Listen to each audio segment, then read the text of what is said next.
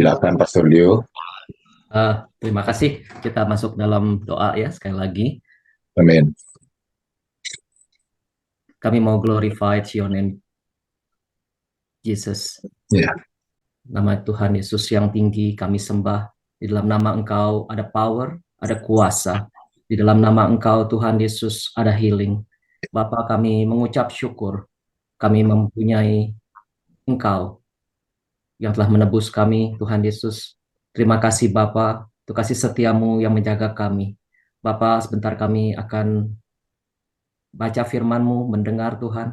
Apabila Roh-Mu yang kudus selalu menyertai kami, memberikan kami hikmat, pengertian. Kami mau buka hati kami, biarlah Roh-Mu yang kudus selalu menyertai kami. Terima kasih Bapa. Kami serahkan fellowship ini hanya di dalam nama Tuhan Yesus kami berdoa. Amin. Ya, pembacaan kita dari Yohanes 7 ayat 1 sampai 13 ya. Nanti saya akan share di sini. Kita akan coba baca sama-sama. Oke, kita baca. Siapa yang bisa baca giliran? Ada 13 ayat ya. Sesudah itu Yesus berjalan keliling Galilea, sebab ia tidak mau tetap tinggal di Yudea, karena di sana orang-orang Yahudi berusaha untuk membunuhnya. Ketika itu sudah dekat hari raya orang Yahudi, yaitu hari raya Pondok Daun. Maka kata saudara-saudara Yesus kepadanya, berangkatlah dari sini dan pergi ke Yudea, supaya murid-muridmu juga melihat perbuatan-perbuatan yang engkau lakukan. Sebab tidak seorang pun berbuat sesuatu di tempat tersembunyi, jika ia mau diakui di muka umum. Jikalau engkau berbuat hal-hal yang demikian, tampakkanlah dirimu kepada dunia. Sebab saudara-saudaranya sendiri pun tidak percaya kepadanya. Maka jawab Yesus kepada mereka, waktuku belum tiba, tetapi bagi kamu selalu ada waktu. Dunia tidak dapat membenci kamu, tetapi ia membenci aku. Sebab aku bersaksi tentang dia, bahwa pekerjaan-pekerjaannya jahat. Pergilah kamu ke pesta itu. Aku belum pergi ke situ, karena waktuku belum genap. Demikianlah katanya kepada mereka, dan ia pun tinggal di Galilea. Tetapi sesudah saudara-saudari Yesus berangkat ke pesta itu, ia pun pergi juga ke situ, tidak terang-terangan, tetapi diam-diam. 11. Orang-orang Yahudi mencari dia di pesta itu dan berkata, di manakah ia? Dan banyak terdengar bisikan di antara orang banyak tentang dia. Ada yang berkata, ia orang baik. Ada pula yang berkata, tidak, ia menyesatkan rakyat. Tetapi tidak seorang pun yang berani berkata terang-terangan tentang dia, karena takut terhadap orang-orang Yahudi. Iya, puji Tuhan, kita baca banyak ayat, ada 13 ayat. Kalau kita lihat perikopnya adalah Yesus pergi ke Yerusalem untuk hari raya Pondok Daun. Ya, di sini kalau kita baca bahwa Tuhan Yesus lagi ada di mana? Galilea. Tuh, ya di Galilea. Nah, saya akan coba tampilkan sekali lagi ini share screen-nya ya. Sebentar. Ini Galilea ada di mana? Sebentar saya kasih lihat. Nah, itu Yerusalem di situ yang saya ada Yudea di paling bawah tuh. Ada Yudea, itu Yerusalem. Jadi ada satu daerah lagi Samaria. Di atas lagi ada Galilea. Nah, Tuhan Yesus ada di Galilea. Katanya yang di ayat 1 dia bilang tidak mau tetap tinggal di Yudea. Jadi dia sekarang di Galilea. Dan kalau kita lihat di Yohanes, ini kan kita baca Yohanes 7 ya. Yohanes 6 itu Tuhan Yesus yang Yohanes 6 ayat 1 itu Tuhan Yesus memberi makan 5.000 orang. Di sini kalau kita baca sesudah Yesus berangkat ke seberang danau Galilea yaitu danau Tiberias, orang-orang banyak berbondong-bondong mengikuti dia. Jadi mujizat yang memberi makan 5.000 orang tuh ada di sekitar di Galilea di atas. Kemudian di Yohanes 6, jadi sebelum masuk ke Yohanes 7 ya. Yohanes 6 itu juga Yesus berjalan di atas air. Nah, itu juga di sekitar situ, di sekitar Danau Galilea. Jadi Yohanes 6 dan Yohanes 7 itu masih berhubungan, dia Tuhan Yesus masih ada di Galilea. Nah, dia ceritanya juga nggak mau ke Yudea. Kenapa? Kalau kita baca nggak mau ke Yudea, nanti dia Takut dibunuh. takut dibunuh. dibunuh. Dia Betul. Jadi terancam dibunuh. iya, jadi Yesus juga waktu dia melayani itu banyak tantangan sama ancaman. Saya waktu baca-baca gitu ya, ternyata ada beberapa tantangan atau ancaman yang Tuhan Yesus alami. Yang pertama yaitu murid-muridnya mengundurkan diri. Kalau kita lihat Yohanes 6, jadi sebelum Yohanes 7 ya. Jadi kalau kita baca Alkitab, kita lihat dulu dia punya ininya, cerita apa sebelumnya apa gitu ya. Yohanes 6 ayat 66. Saya bacakan ya, coba ya, 6 ayat 66. Dikatakan, mulai dari waktu itu banyak murid-muridnya mengundurkan diri dan tidak lagi mengikuti dia. Jadi di situ tantangan Tuhan, murid-muridnya banyak yang mengundurkan diri. Satu. Kedua, juga saudara-saudara Tuhan Yesus juga tidak percaya. Di ayat 3, 4, 5 ya, Yohanes 7. Kemudian juga ada beberapa orang Yahudi yang mau bunuh dia. Tadi kan ayat pertama ya. Di ayat Yohanes 7 ayat 25 juga sama. Nah, juga dikatakan bahwa ada hari raya Pondok Daun di Yerusalem. Itu nggak aman. Jadi itu tantangan-tantangan Tuhan Yesus waktu melayani. Nah, kalau kita lihat di ayat 2, kan Yohanes 7 ayat 2, kan ada tradisi hari raya Pondok Daun. Kalau kita lihat sejarahnya bangsa Israel, itu di dalam tradisi Yahudi ada 3 hari raya utama, yaitu hari raya roti tidak beragi, hari raya 7 minggu, dan hari raya Pondok Daun. Ini salah satu, jadi hari raya Pondok Daun itu salah satu salah satu hari raya. Ya, kemudian kita telusuri lagi, kalau kita baca lagi di Yohanes 7 ayat 3 sampai 4, di situ kan dikatakan, maka kata saudara-saudara Yesus kepadanya ya. Jadi kita go through ayat per ayat ya. Maka kata saudara-saudara Yesus kepadanya. Jadi Tuhan Yesus juga punya saudara. Ya, saudara-saudara kerabat di situ. Jadi dikatakan saudara-saudara Tuhan Yesus. Apa yang mereka mau dari Tuhan Yesus? Ada yang bisa jawab? Saya kira mereka itu mau Tuhan Yesus memperlihatkan mujizat dan hal-hal yang spektakuler itu supaya publik bisa melihat dia. Betul. Nah, kira-kira mujizat apa yang Tuhan Yesus lakukan sebelum dia antara Yohanes 1 sampai 6, ada yang tahu nggak kira-kira mujizat apa yang Tuhan Yesus sudah lakukan? Satu, air menjadi anggur. Ya, Kedua, menyembuhkan orang yang buta, penyakit yang leper ya. Ya, betul. Jadi Yohanes 2 itu air jadi anggur di perkawinan Kana yang pertama ya. Kemudian saya baca lagi kalau kita baca lagi Yohanes 4 ayat 46, mulai dari 46 ya. Tuhan Yesus menyembuhkan anak pegawai istana di Kapernaum. Yang kedua.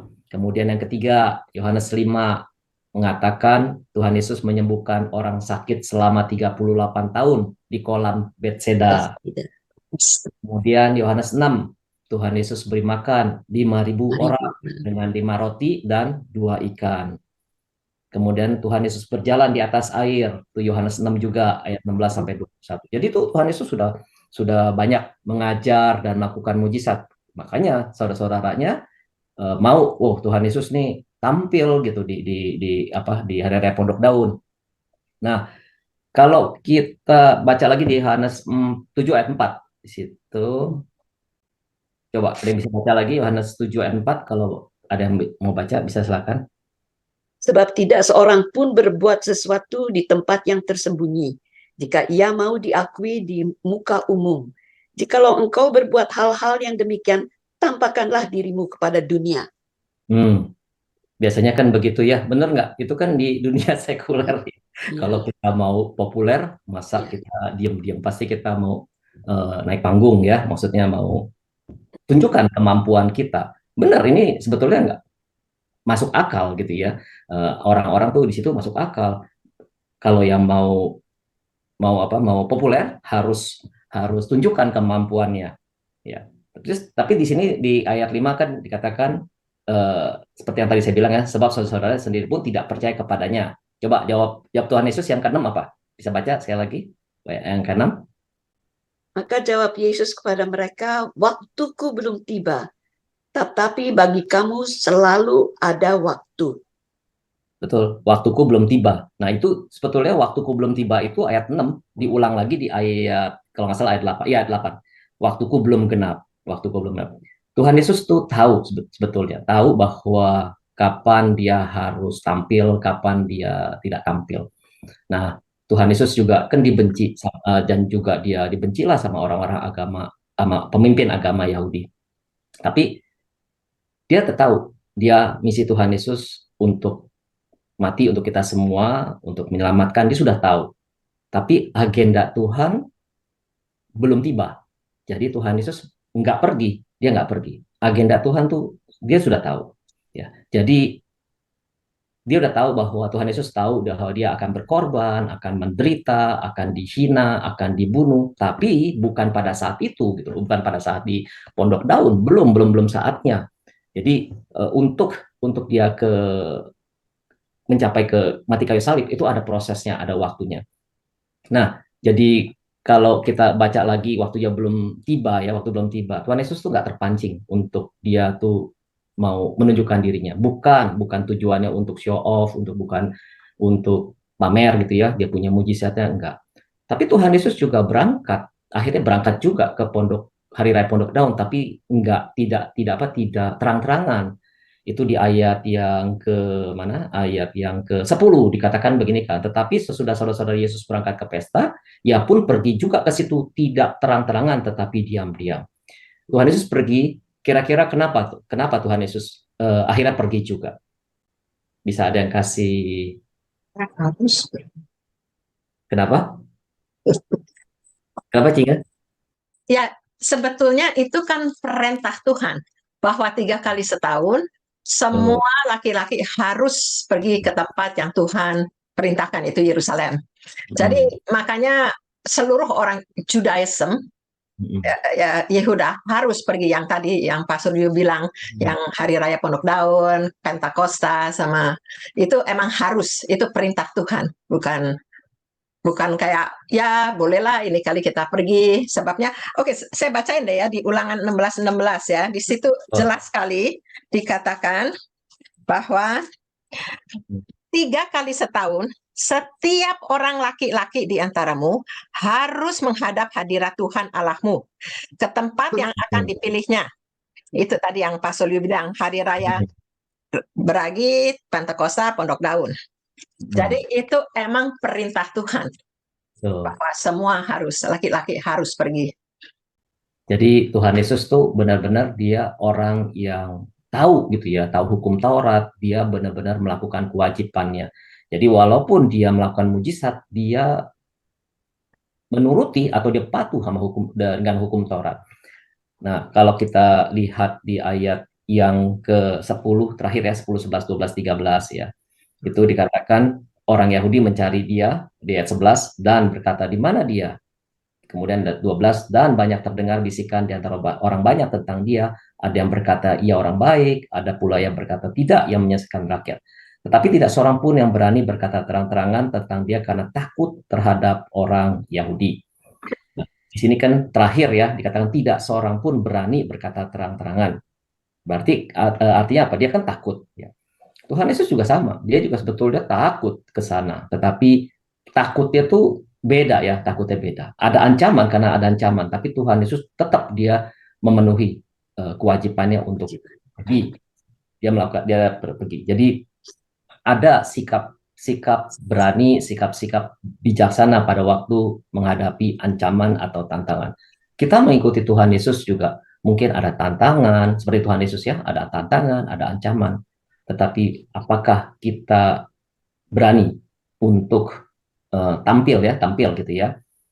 Di sini kita bisa belajar Tuhan Yesus walaupun dia ada tantangan atau ada ancaman, tetapi dia tidak takut gitu ya. Jadi sebetulnya mengajarkan saya sebetulnya bahwa kita tuh dalam di dunia ini tuh ada tantangan, ada masalah, tapi di sini Tuhan Yesus mengajar bahwa jangan takut karena ada waktunya, ada waktunya. Jadi itu Tuhan mengajar gitu ya. Setiap yang kita lakukan, setiap kita ada masalah, itu pasti ada waktunya di mana Tuhan akan tolong kita, di mana Tuhan akan membimbing kita. Jadi ada timingnya.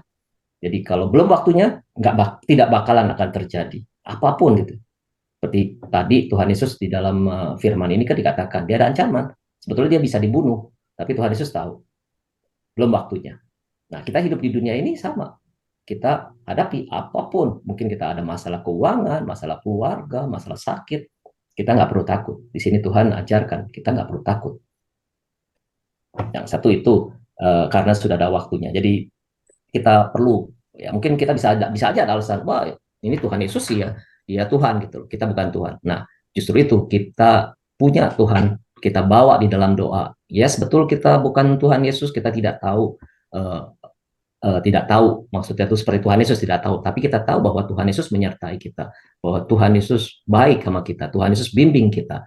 Jadi pesan daripada perikop ini adalah jangan takut terhadap tantangan, terhadap ancaman. Ya itu aja yang saya ingin share. Mungkin di sini ada tambahan dari semua yang di sini ikut, atau mungkin ada pertanyaan. Ya, itu Boleh aja. saya bilang juga, saya waktu baca ini, saya aminin semua tadi itu apa yang Pak Silio terangin itu sangat jelas, jadi saya tambah komplit. Begini, waktu saya baca persoalan dia nggak mau pergi, ini buat saya berasa sekali itu Tuhan Yesus tidak mau juga pergi, sebab itu supaya, kalau dia kan Yesus, saya juga belajarin itu semua Yesus mesti hidupnya kayak apa. Jadi akhirnya tuh saya juga berasa jangan kita sombong menyelonong, sok-sokan kita mau pergi sendiri begitu, atau disuruh ya pergi aja. Seperti tadi udah dikatakan, saya juga belajar, iya memang kita itu juga mesti melihat waktunya kapan. Kita itu juga mesti nunggu apa Tuhan bilang sama kita. Ini dalam penghidupan jadi ngomongnya. Jadi saya belajar dari, ini kan baca Bible kan bukan kita ngertiin cerita aja, tetapi how can we impart those meaning to our life. Jadi saya itu sungguh-sungguh waktu baca itu, betul Tuhan. Kita masih, kata saya sih jangan menyelonong, tapi kita benar-benar menunggu suara Tuhan berbicara, waktunya mesti berani ya berani. Ya itu aja.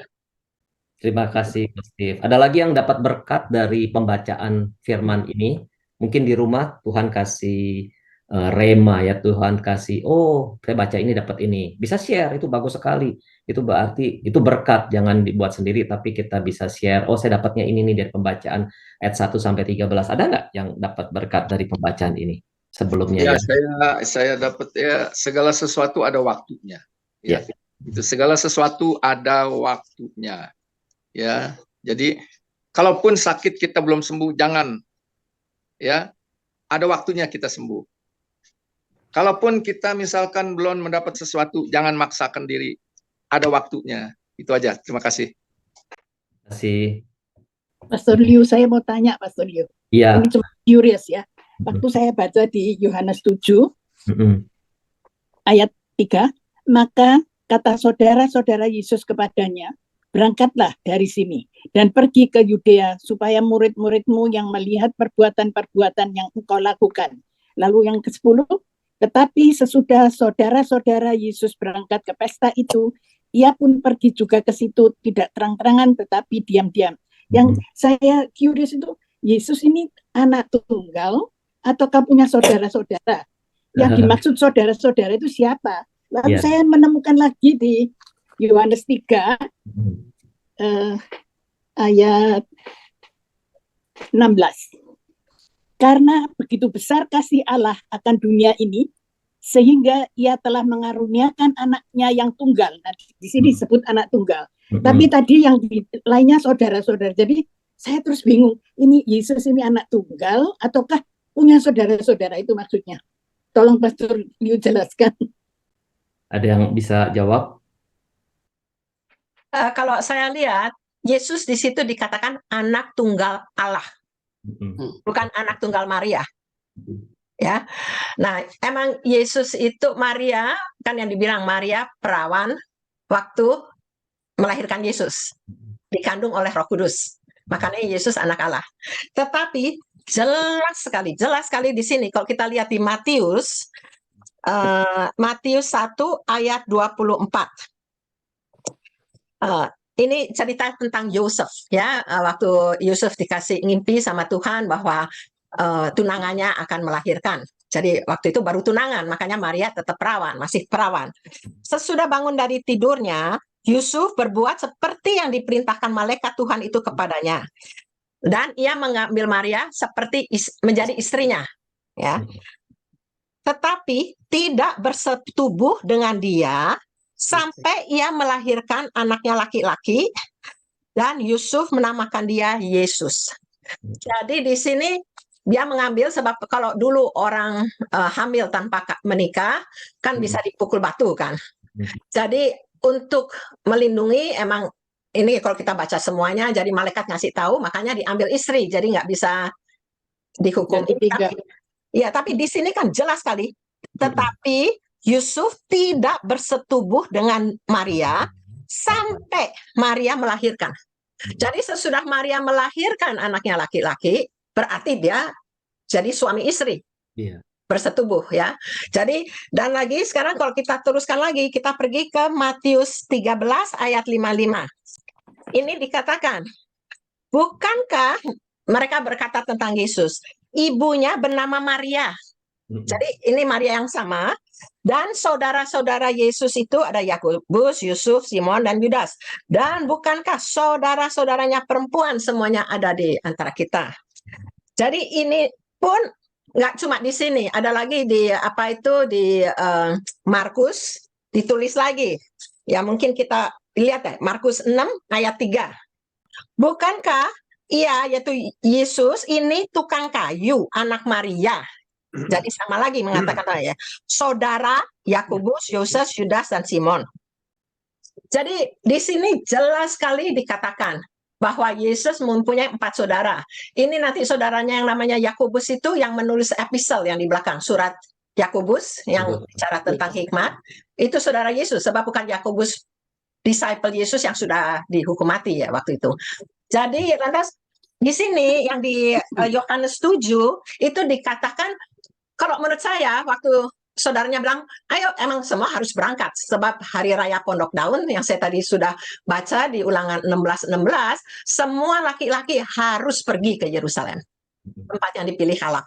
Jadi tapi kok menurut saya saudara Yesus waktu itu belum percaya sama Yesus, kan makanya dibilang kan, sebab saudara-saudaranya sendiri pun tidak percaya kepadanya. Jadi waktu itu saudara-saudara Yesus juga sebetulnya kalau dalam pengertian saya, tapi emang pengertian orang bisa lain-lain, saya bukan bilang saya yang benar. Waktu itu mereka tuh kayak agak sarkastik ya. Ya mang, ayo pergi yo, tunjukin kamu punya apa itu, bisa bikin miracle. Sebab mereka nggak percaya sama Yesus juga. Gitu. Tetapi emang saudara-saudaranya akhirnya percaya sama dia. Kita bisa baca di Kisah Para Rasul 1 ayat 14. Sesudah Yesus mati dan bangkit, itu lantas Kisah Para Rasul 1:14 dikatakan, mereka semua bertekun dengan sehati dalam doa bersama-sama dengan beberapa perempuan serta Maria, ibu Yesus, dan dengan saudara-saudara Yesus. Ya. Jadi di Kisah Para Rasul kita bisa melihat, oh saudara Yesus akhirnya juga percaya akan Yesus. Tapi sampai di 7 tadi itu masih belum. Tapi ya, I hope cukup jelas. Gimana Cik Syan? Ya, thank you Inga, jelas sekali. Nanti Jelas yang sekali. kamu katakan tadi akan saya baca kembali Iya. supaya lebih meresap lagi. Terima kasih. kasih. Terima kasih juga semua yang tanya, ya Susi. Memang itulah apa namanya, firman Tuhan ya. Apapun kita baca, ini apa ya, curious ya. Maksudnya kita bagus, pertanyaannya bagus sekali. Saya ingat waktu selama perjalanan hidup ikut Tuhan, pokoknya baca firman Tuhan aja dari kecil, tapi nggak ngerti. Tapi di sini sekarang kita bisa ada kesempatan untuk bisa tanya ya, maksudnya ini kenapa? Itulah bagus kita bisa tanya. Jadi kita bisa tahu ininya sejarah. Kalau orang banyak yang nanya, kita mesti siap. nggak bisa jawab pun nggak apa-apa. Tuhan akan reveal ya, nyatakan. Tapi Amin. Memberi jalan yang betul. ya, Tuhan taruh dalam hati kita. Mungkin kita belum bisa terima. Ini nggak apa-apa. Kita berdoa sama Tuhan Yesus. Yang penting kita ada pertanyaan, kita tanya sama Tuhan, Tuhan Yesus, saya nggak ngerti gitu ya. Mungkin jawaban kita, jawaban orang-orang nggak sempurna. Tapi biar Tuhan Yesus yang nyatakan, karena ada waktunya juga loh. Kalau saya lihat ya, misalnya saya baca nih Yohanes 3 ayat 16, kan gampang tuh gitu ya. Orang baca, saya baca sama misalnya Ko Irwan baca, itu belum tentu sama. Jadi satu firman pun ada yang Tuhan nyatakan sekarang kita ngerti, tapi orang lain belum ngerti, tapi orang lain ngertinya tuh mungkin minggu depan gitu. Jadi beda-beda waktunya. Tuhan tahu kok hati kita rindu untuk mengetahui firman Tuhan, dan Tuhan tuh akan nyatakan waktunya kita ngerti itu kapan gitu loh. Ya, ada lagi. Ya memang kalau kita baca Alkitab ya seluruhnya sampai selesai, kita akan tahu. Seperti tadi pertanyaan nggak perlu ada sebenarnya. Ya kita tahu bahwa Yesus itu anak tunggal Allah dan dia punya saudara. Cuma saya nggak ingat di mana ayatnya gitu. Ya, saya tahu itu, tapi saya nggak tahu ingat di mana ayatnya. Ya itu kalau yang orang yang ayat-ayatnya sampai kayak ingat, dia tahu langsung, dia buka di sana gitu. Gitu aja. Thank you. Kamus berjalan, Cinga. Bisa bayangin kalau saya tidur sama dia ngomongin terus gitu. Bagus ya kita mendengar firman Tuhan, tapi jangan lupa kita mendengar dan melakukan. Jadi kita jangan hanya kita mendengar kita nggak melakukan. Banyak sekali orang mendengar tapi tidak melakukan. Yang Tuhan Yesus mau kita mendengar dan melakukan. Betul. Mungkin kita informasinya sedikit atau kita dengar firman Tuhan sedikit, tapi kalau kita melakukan is good daripada kita banyak makan tapi nggak pernah exercise, nggak pernah lakukan, maka tambah lama kan tambah gemuk. Ya, ada lagi. It's good. Saya ini ada lagi yang mau tanya atau mau sharing mungkin. Kan tadi saya bilang ada yang sharing nggak? Dapat berkat apa tadi? Baca Yohanes 7 ayat 1 sampai 13. Ada berkat apa? Mungkin bisa dibagikan gitu loh. Jangan kita diem. Gitu. Ya, observasi aja ini Pak Sudi. Ya, silakan. Observasi mengenai yang terakhir itu ya, dari 12 sampai akhir itu, ayat-ayat itu, keadaan dulu dan sekarang itu sama. Karena banyak orang-orang yang tahu Yesus tapi takut untuk publicly speaking about him. Jadi bukan itu aja, dan juga orang-orang tuh takut kalau jadi batu sotohan buat orang lain. Jadi mereka bungkem. Tetapi sebenarnya kita nggak boleh begitu. Kalau kita mengingat bahwa Tuhan itu ingin kita itu menjadi penyalur berkat.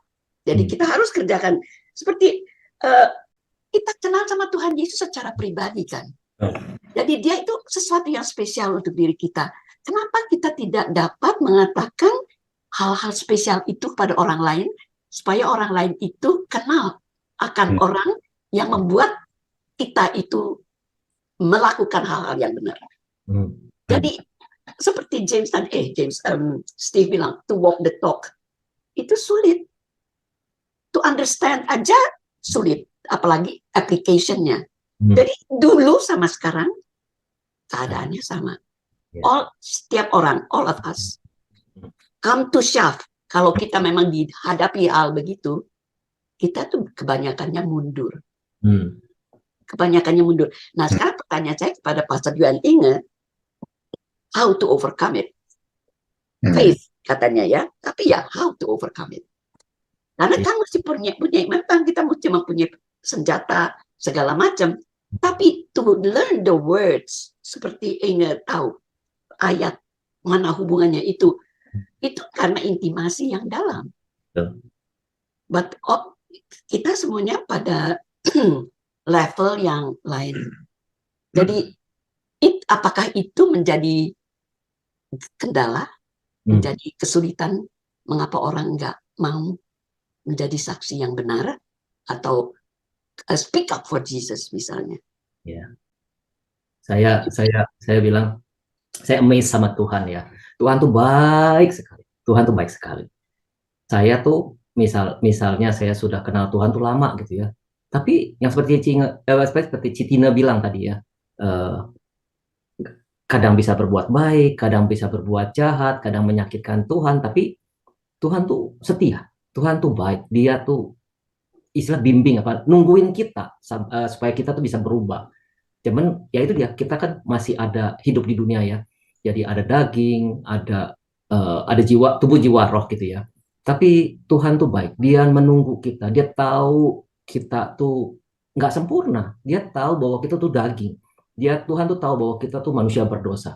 Tapi justru itulah Tuhan Yesus datang ke dunia untuk menghapus seluruh dosa umat manusia. Dan tinggal kitanya sekarang, kita mau license to sin nggak? Kita sudah dapat anugerah dan kasih karunia Tuhan, tapi kita masih berbuat jahat. Nah, itu tergantung kita. Jadi memang Tuhan tuh baik-baik. Saya amazed sekali. Jadi itu Dia tungguin kita supaya kita tuh bisa overcome dengan apa? Dengan kita berdoa, kita berusaha untuk menyenangkan hati Tuhan. Tadi kita sudah nyanyi ya, I love to worship. Kita ini aja namanya kita menyembah. Mungkin pada saat ini kita masih terikat atau apa, tapi kita bawa dalam Tuhan Yesus. Tuhan akan kasih jalan. Mungkin pada waktu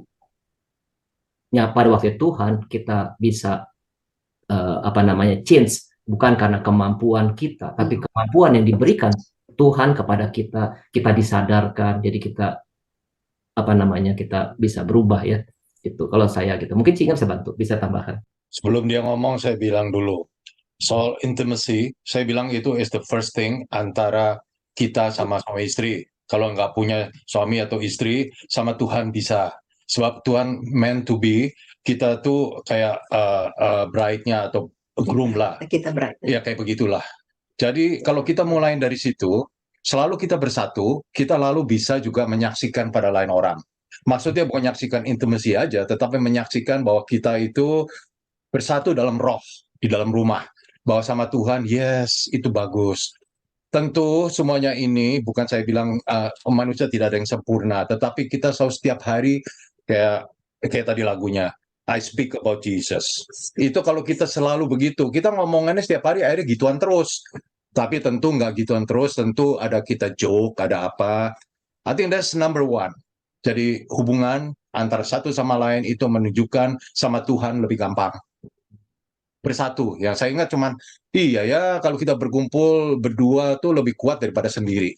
Ya adalah ya yang kayak begitu. Ya gitu. Ya kalau saya lihat emang dari pihak kita sebetulnya selalu dua sisi. Keselamatan aja kan juga kasih karunia Tuhan, tetapi oleh iman. Jadi ada bagian kita, ada bagian Tuhan.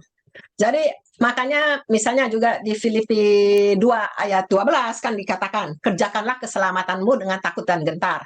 Tapi lantas terusannya kan dibilang, karena Allah yang mengerjakan di dalam kamu baik kemauan maupun pekerjaan. Jadi saya melihat kalau kita ada kerinduan, Tuhan tuh tahu sekali bahwa kita mau dekat dengan Dia. Tuhan tuh kan juga janji, Tuhan tuh nggak akan membiarkan kita, jadi Dia memelihara kita dan beserta dengan kita. Ya kan, tidak membiarkan dan tidak meninggalkan. Dan di sini dikatakan bahwa Allah di Filipi 2 yang 12 itu dibilang kerjakanlah keselamatanmu. Tapi di 13 dikatakan Allah yang mengerjakan di dalam kamu kemauan maupun pekerjaan. Jadi saya melihat bahwa kerinduan dan kemampuan itu Allah yang memberikan kepada kita. Tapi kita harus mempunyai juga kemauan mau selalu dekat dengan Tuhan. Dan seperti Daud yang mengatakan kan di Mazmur, apa itu selalu mau dekat dengan Tuhan, tinggal di dalam baitnya. Tetapi yang Daud selalu katakan, aku mencari wajah Tuhan. Dia nggak bilang mau mencari tangan Tuhan. Dia nggak, yang nomor satu buat dia bukan pertolongan Tuhan, bukannya berkat Tuhan, nggak cari tangan Tuhan, tapi cari wajah Tuhan. Itu pengenalan yang secara intimate kita hanya mau mengenal Tuhan secara pribadi dengan kasih dan ini sehingga kita Obi menempatkan dia di tempatnya yang seperti Oh ya, itu kemarin yang kita baru belajar bahwa dalam doa dikatakan bahwa Bapa kami yang di surga, intimate relationship, tetapi kuduskanlah namamu. Itu benar-benar menghormati Tuhan. Jadi itu dua, makanya sering yang saya juga sering ngomong, kasih dan takut akan Tuhan berjalan berdampingan. Kan untuk keselamatan kita tuh kita kan harus jalan yang sempit. Kan itu kan yang di dalam dunia ada dua jalan, lebar dan sempit. Itu kan jalannya sempit, makanya kita perlu ada pagar pengaman. Pagar pengaman kita adalah mengasihi Tuhan dan takut akan Tuhan. Dan saya percaya kalau kita benar-benar itu Tuhan tuh sebetulnya kepingin sekali kok itu dekat dengan kita, menunjukkan kasihnya, itu kerinduan Tuhan banget gitu. Terima kasih Cinga. Ada lagi yang lain? Ya, terima kasih semuanya, terutama ya Inge. Terima kasih. Itu apa saya mau bilang aja. Saya kalau nggak sering bingung, saya menyanyi itu. Jadi singing itu buat saya yang paling bisa memuji Tuhan. Itu saya yang paling bisa. Sebab itu kalau saya baru bingung, saya mau nyanyi. Cuma sekarang saya senang bahasa di lagu-lagu bahasa Inggris yang itu ya. Jadi saya nggak bisa hafal bahasa.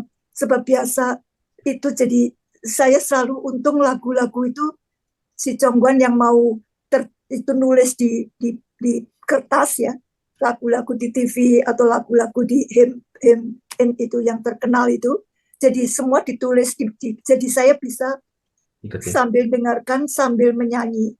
Kalau enggak saya tidak bisa menghafal, tapi biasa dengan bahasa Inggris. Jadi saya tiap kali ada lagu gitu ya saya cari-cari yang ada tulisannya gitu. Jadi ya itu aja, saya kalau baru bingung saya cuma menyanyi. Itu saya bisanya. Puji Tuhan. Puji Tuhan. Iya. Pujian itu Tuhan bertahta di atas puji-pujian. Jadi kalaupun kita senang atau susah, kita nyanyi. Wah, iya. luar biasa. Luar biasa. Rasanya tidak ada salahnya gitu. Oh, nggak ada salah. Emang itu harus kita memuji Tuhan. Enggak usah perlu bagus-bagus suaranya, kalau sendirian gini ya, sendirian gitu, jadi sudah apa aja gitu. Nyanyinya itu enggak usah harus bagus gitu. Betul sekali. Saya lebih senang dengar anak nyanyi daripada kalau dia ngomong. Saya tahu kalau saya mulai ngomong itu dia terus masuk ke sana, dia terus ke kamar sana. Saya terus sudah saya enggak bisa ngomong apa-apa. Ya sudah, paling-paling saya sebetulnya untuk menghibur saya sendiri, sebetulnya nyanyi saja sudah, memuji Tuhan gitu. Tuh anak nyanyi, Ko Chongguan keluar dari kamar lagi dong. Dia enggak kepengen yang itu terus, dia paling nggak bisa mendengarkan itu yang sudah laki yang bingung-bingung gitu ya. Itu sudah nggak mau mikir. Saya nggak bisa menjelaskan, nanti malah bikin dia makin bingung gitu ya. Jadi sudah sedikit mengenai ini di luar perikop. Saya baru memperhatikan hari raya pondok daun. Nah itu apa itu? Nah kemudian saya barusan saja sekarang ini di bahasa Inggris namanya Feast of Booths. What is that? Nah, ternyata itu adalah sama dengan mirip dengan di antara orang Tionghoa adalah Harvest Moon. Jadi selesai mengambil anggur dan sebagainya, dan itulah adalah festival, dan itu dirayakan, dinyatakan di dalam Taurat juga. Makanya orang Yahudi, orang laki disuruh pergi ke Yerusalem. Nah, saya juga membaca mengenai pada saat itu orang Yahudi dianjurkan untuk pergi ke Yerusalem, seperti halnya orang Islam disuruh ke Mekah. Nah, alasannya itu sebetulnya yang menurut apa yang saya baca, oleh karena orang Yahudi itu terpencar, diaspora. Jadi orang-orang petua-petua di yang masih ada di Yerusalem menyuruh orang Yahudi juga pergi ke Yerusalem pada waktu itu. Sekarang mungkin tidak lagi, tapi itu mirip sama dengan orang Islam disuruh ke Mekah. Itu yang saya baca. Ya, Kocongguan, saya tuh waktu mendengar apa diterangin sama Kocongguan, saya berasa tuh laki itu banyak tahu. Cuman kalau perempuan kayak lebih tahu lagi. Tapi sebenarnya nggak begitu. Kita nggak banyak ngomong, tapi begini, saya mundur nih. Tadi si Ana bilang, saya terharu sekali Kocongguan itu menulis kata-kata, lagu-lagu, lalu dikasih kepada Ana supaya dia bisa nyanyi. Itu sesuatu yang sebenarnya saya tuh terharu. Terus terang, sebagai laki, itu kasarnya dia mau nyapu, dia mau cuci piring, dia mau cuci pakaian. Jadi saya berasa itu sesuatu yang penting sekali. Memang kita mesti saling menolong. Itu kuncinya. Jadi saya waktu dengar Kocongguan begitu, benar-benarnya tuh saya lihat tuh Kocongguan saya udah kenal lama sama Kocongguan sama Ana. Tapi saya dengar hari ini kesaksiannya Kocongguan, jadi saya masih berbuat lebih daripada itu. Saya nggak nulis-nulis lagu.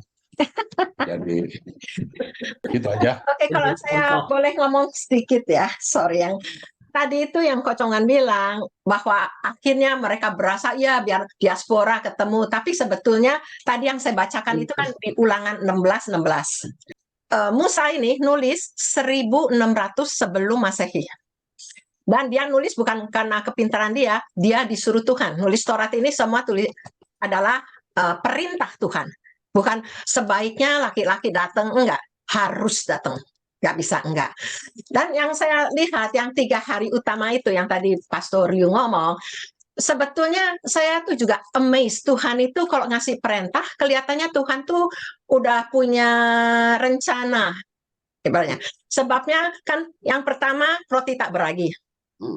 Itu waktu Yesus disalib, tapi kok roti beragi itu kan masih ditambah 7 hari kan, jadi Paskah itu lantas roti nggak beragi itu ditambahkan 7 hari kan.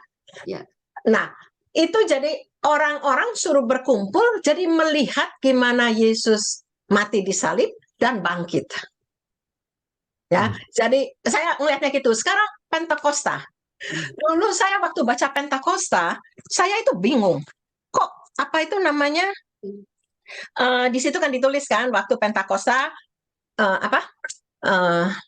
Roh Kudus dicurahkan kan, itu kan harinya juga persis sama kan.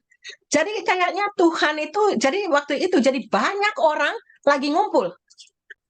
Yang namanya orang Yahudi itu yang di sini akhirnya kan Yesus bilang pokoknya Judaism, orang yang menempatkan Allah sebagai ya, jadi Bapak Abraham itu kan tandanya kok disunat Allahnya ya Allahnya Abraham gitu kan. Jadi kalau waktu saya baca ini, waktu saya baca di Kisah Para Rasul ayat pasal 2, ketika tiba hari Pentakosta, semua orang percaya berkumpul. Nah, lantas itu saya loncat ke ayat berapa ya ini ya, 5 ya. Waktu itu di Yerusalem diam orang-orang Yahudi, emang ya pasti kita sangka orang Yahudi, yang saleh dari segala bangsa. Jadi kalau kita tuh orang yang Judaism, itu dikatakan jadi kayak orang Yahudi. Dari segala bangsa. Maka dibilangin apa itu dari segala bangsa di bawah kolong langit.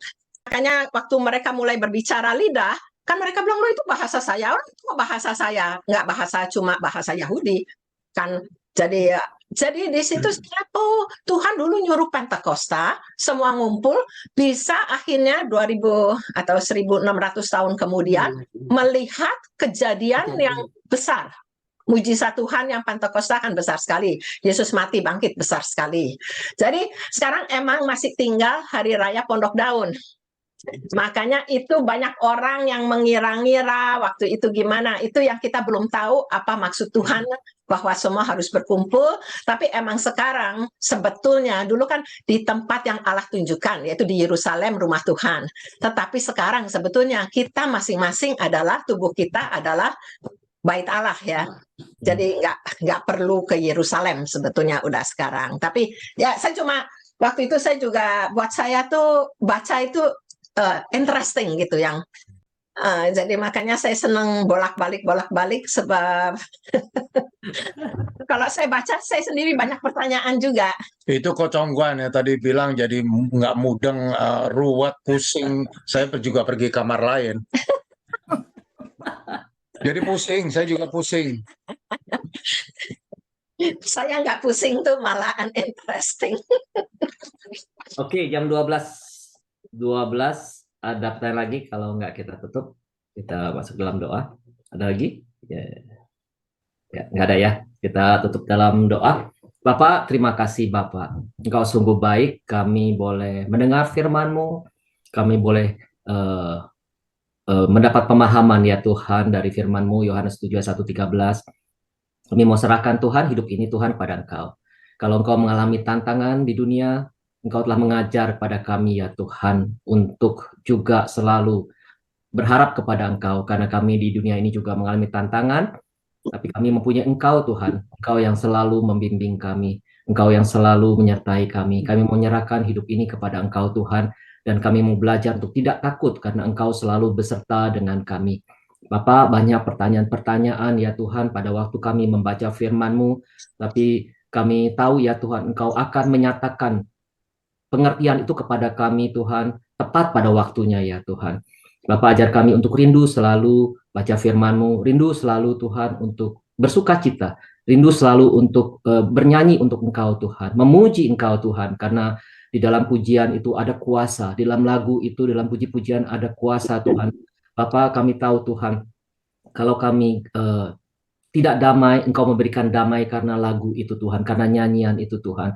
Karena Engkau, di dalam Engkau ada damai, di dalam Engkau ada kebaikan, ada kemurahan, kesetiaan, keadilan Tuhan. Karena Tuhan kami memuji Engkau. Karena tiba pada waktunya Tuhan, kalau kami pun akan berada di surga, kami juga akan memuji Engkau Tuhan. Karena Tuhan, mulai dari sekarang Tuhan, biarlah hati kami selalu memuji Engkau Tuhan, karena Engkau Allah yang amaze Tuhan. Engkau Allah yang baik, Engkau Allah yang penuh kasih, yang tidak pernah meninggalkan kami. Terima kasih Tuhan, kami mau berpisah, tapi kami tahu Engkau selalu menyertai kami. Bapak, Engkau bless anak-anak-Mu itu Tuhan, yang ikut di sini Tuhan, biarlah kami senantiasa selalu rindu untuk berkomunikasi dengan Engkau, berintimasi dengan Engkau. Kami serahkan Tuhan persekutuan ini, fellowship ini hanya di dalam nama Tuhan Yesus kami berdoa. Amin.